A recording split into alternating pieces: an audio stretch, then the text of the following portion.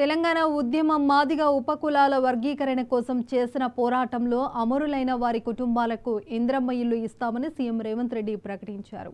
వారికి తొలి ప్రాధాన్యత ఇస్తామని అసెంబ్లీలో తెలిపారు. రాజీవ్ యువ వికాసం పథకంలోనూ ఆయా కుటుంబాలకు చెందిన వారికి అవకాశాలు కల్పించాలని మంత్రులకు సూచించారు.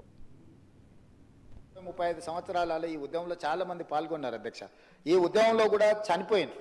ఇంతకుముందు పెద్దలు దామోదర రాజనరసింహ గారు చనిపోయిన కుటుంబాల గురించి ఆలోచన చేయాలి అని వారు అన్నారు. ఎస్, తెలంగాణ ఉద్యమంలో చనిపోయిన వాళ్ళను లేదా మాదిగ ఉపకులాల వర్గీకరణకు సంబంధించి ఉద్యమంలో ప్రమాదవశాత్తు చనిపోయిన వాళ్ళను ఆదుకునే అవసరము బాధ్యత ఈ ప్రభుత్వానికి ఉన్నది.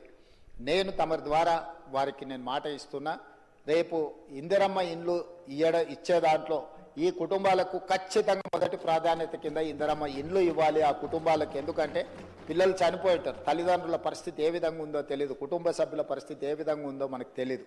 కాబట్టి వాళ్ళకు ఖచ్చితంగా ఇందిరమ్మ ఇండ్లలో మొదటి ప్రాధాన్యత కింద మనం వాళ్ళను ఆ కుటుంబాలను ఆదుకోవడానికి ఇల్లు ఇవ్వాలి అధ్యక్ష.